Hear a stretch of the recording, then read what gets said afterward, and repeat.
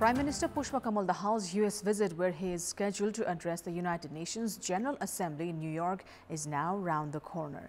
With exactly a week remaining for the scheduled visit, Premier Dahal has started intensifying efforts to endorse the bill related to transitional justice.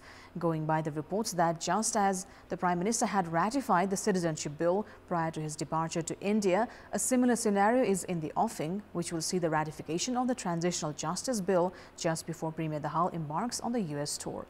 Good morning, I'm Sarah Sapsanamma. Let's begin with the headlines of the hour. At least 7 killed and 29 others injured when a passenger bus crashes at Baki's Samsherganj. The bus crashed at a parked truck. Prime Minister Dahal gears up for his visit to U.S., bent on wrapping up issues of transitional justice before embarking on the tour.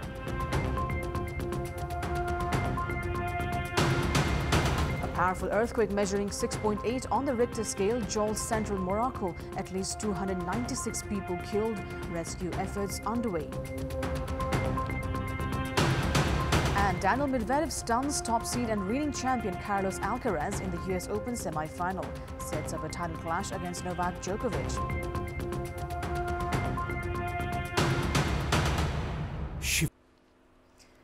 At least 7 people have been killed and 29 others injured when a passenger bus struck a parked truck on the highway between Baki's Samsherganj and Dhakeri. 2 of the injured are reported in a critical condition, while the bus was carrying 41 people, including the driver and the conductor. The deceased have been identified as 50-year-old Kashiram Tharu, 55-year-old Kasturi Thapa, 50-year-old Rupa Pariyar, 40-year-old Jayanti Tharu, 65-year-old Sadhur Ram Tharu, all from Thakur Baba municipality. The bus driver, Jog Bahadur Chand, was also killed, while the name of the deceased bus conductor is not known yet. Kohalpur DSP Sundar Tiwari informed that the ill-fated passenger bus had hit a parked truck that was under maintenance. The members of the Consumers Committee of Bardia Betani Community Forest had reserved the bus to visit Dang's Tharu Museum, and they were on their way back when the accident occurred around 9:15 p.m. yesterday evening. Prime Minister Pushpa Kamal Dahal has intensified his preparations to end cases related to transitional justice. 17 years since the comprehensive peace accord has failed to produce desired results, Prime Minister Dahal, with US visit round the corner, is determined to end the cases related to transitional justice. An amendment bill on investigation on enforced disappeared persons and Truth and Reconciliation Act is currently under consideration in the subcommittee of the Parliament. Prime Minister Dahal has also held several rounds of meetings with Nepali Congress Chief Sher Bahadur Dewa and DML Chair KP Sharma Oli to find a consensus on the issues of transitional justice. National Human Rights Commission and international communities have also shown their interest on issues including general amnesty. Former Minister for Law Govinda Bandi, who had played an instrumental role in the formation of laws related to transitional justice, is of the view that if Nepal failed to complete the transitional justice, it would give a negative message at the upcoming UN General Assembly. Constitutional expert Bipin Adhikari viewed that the ruling parties and the opposition need to clear differences to end the cases of the transitional justice.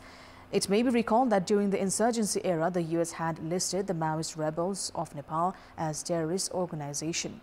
Even as the US has lifted the terrorist tag from Nepal's Maoists, America does not hold a favorable outlook for the Maoists, who had released a statement in favor of Venezuela against American imperialism in the year 2018. CPN Maoist Center has also criticized the US Indo-Pacific strategy. The Maoists have, however, accepted US-funded MCC Nepal Compact, citing that they want to improve their ties with the US.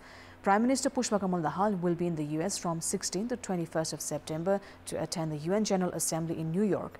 Just as citizenship bill was approved prior to Prime Minister Dahal's India visit, analysts feel that TRC bill could also be endorsed through fast track just before he leaves for the United States. The Nepal police have arrested individuals alleged of trafficking Nepali nationals to various countries and keeping them as hostages in the pretext of taking them to the US. The Human Trafficking Investigation Bureau of Nepal Police has arrested Hasta Gautam for allegedly taking money from Nepali citizens looking to go to the US and instead taking them to countries including Sri Lanka, the Philippines and Zambia, where they were kept as hostage. Gautam had himself gone to the US 29 years ago to attend the Paralympic and holds a US green card and a passport. The police have said Gautam and his network has taken around 200 individuals abroad, 13 of whom had been kept hostage in various nations. Now a US citizen, Gautam was brought to Nepal with the help of US Security Department. The police have claimed Gautam takes between 1.1 million to 6.5 million rupees per person, selling people the dream of taking them to the United States. 5 cases had already been filed against Gautam prior to his arrest. 3 other individuals alleged of connection in the trafficking were arrested from the country itself, while the Nepal police have corresponded with security entities of various nations where others from his network are suspected to be hiding. The police is also currently investigating regarding the whereabouts of the individuals that used Gautam's link to go to the United States. The failure to complete construction of the bridge over Mahakali River in Kanchanpur's Dodhara Chandani region that was separated as the river changed its course has affected movements and many other crucial works. The construction is in its final phase, but works have stopped, citing lack of budget. Fund shortage has stranded the 4-lane concrete bridge and an access road along with a pond that was planned to be constructed in the river area. The government has listed the bridge in its top priority project and has allocated 180 million rupees in the ongoing fiscal year. Of the 220 million rupees that contractor companies had yet to receive, the government has cleared 140 million so far, but the government is struggling to clear the dues as it only has 40 million rupees remaining in this fiscal. The works of the bridge had begun some 6 years ago as Kumar Shrestha CFEC JV had taken the contract for over 3,279 million rupees and had committed to completing it in 3 years. So far, the deadline has been extended 3 times. However, lack of budget has been affecting the project's momentum. In the meantime, the designs of the ponds in the Mahakali River have been changed but are awaiting approval. Once constructed, the bridge will connect Dodhara Chandani in the west with India through the proposed dry port and connect East-West Highway in the east and the under-construction Mahakali Corridor in the west.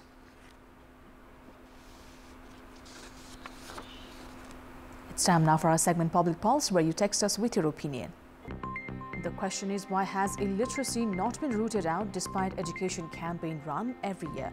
Your options are A, lackluster planning, B, misuse of budget, and C, lack of knowledge. The voting is on. Type NEWS, select your option A, B or C and send it to 34001 to share your opinion with us. Now in our Public Voice segment, we've asked people in several provinces what type of service they expect from the civil servants. Let's take a look at what they had to say.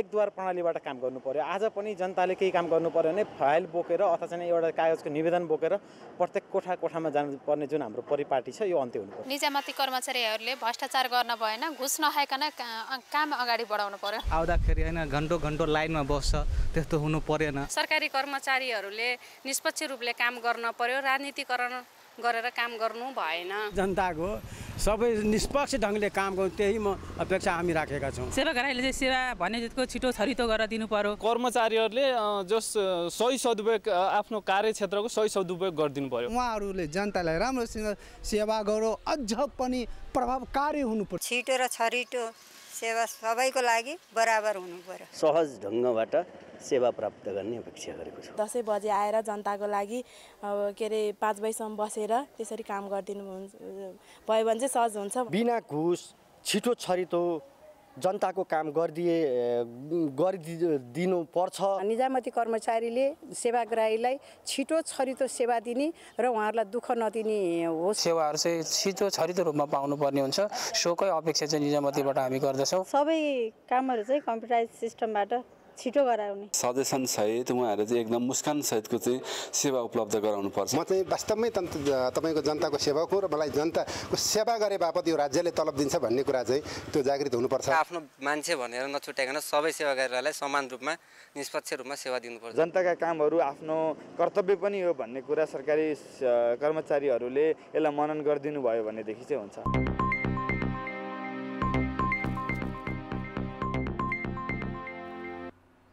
Time now for the international update.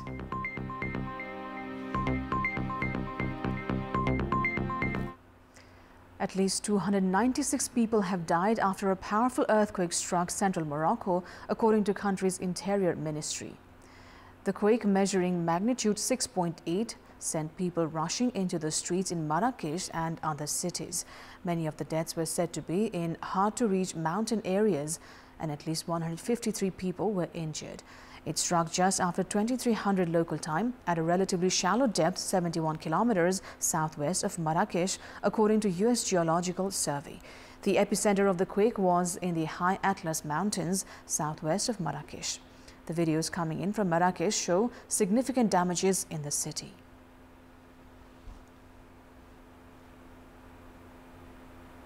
إذن معكم مباشرة مشاهدينا الأفاضل كي نضعكم في الصورة. كاميرا الأولى تتجول وتجوب شوارع مدينة مراكش لتنقل لكم كما تلاحظون وكما تشاهدون الخسائر.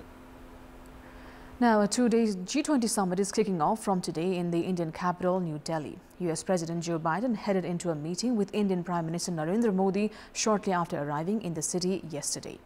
In a joint statement, shortly after Biden landed in the Indian capital, the U.S. and India reaffirmed their support for a free, open, inclusive and resilient Indo-Pacific as members of the Quad Alliance, which also includes Australia and Japan.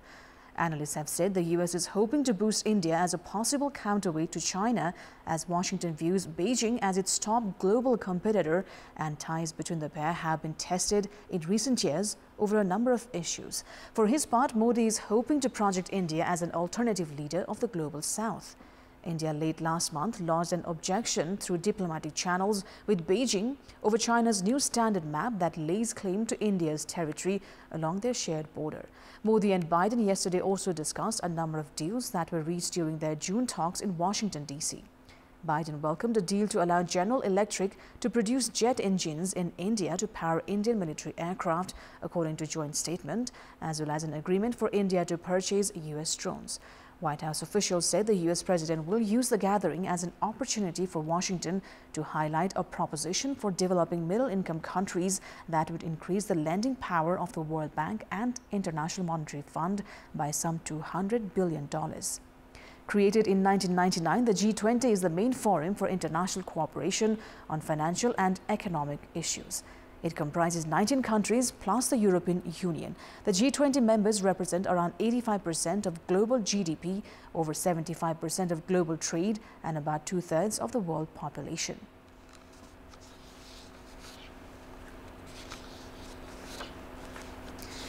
More than 66 people remain missing in the aftermath of deadly wildfires that killed over 100 people and ravaged some 1,500 residential properties in Hawaii. September 8 marked 1 month since a deadly wildfire ripped through the Hawaiian island of Maui, leaving a trail of destruction and dead bodies in its wake. Maui was devastated on August 8th when the wildfire swept through the resort town of Lahaina, leaving 115 people dead and hundreds missing. Fueled by strong winds from a passing hurricane and dry conditions, the wildfire tore through Lahaina, forcing some survivors to jump into the Pacific Ocean to escape the flames. Many said they had little or no warning of the fire, prompting officials to launch reviews of the island's emergency alert protocols. The fire is the deadliest in the U.S. since a 1918 forest fire in Minnesota and Wisconsin that had killed more than 450. More than 250,000 people are voting for the next leader of the small Indian Ocean nation of the Maldives. Incumbent President Ibrahim Mohamed Soli is seeking a second 5-year tenure after winning the ruling Maldives Democratic Party's presidential primary against former President Mohamed Nasheed. Soli faces 7 other candidates in the upcoming race. The Democrats, formed by Nasheed, has approved Member of Parliament Ilyas Labib as the presidential candidate. Mohamed Muizu, currently the mayor of Mali, represents opposition Progressive Party of Maldives and the People's National Congress as the presidential candidate, while the Jumhuri Party nominated Qasim Ibrahim as the candidate. The Maldives National Party nominated its founding member and party president Mohamed Nazim, while 3 others are running as independent candidates.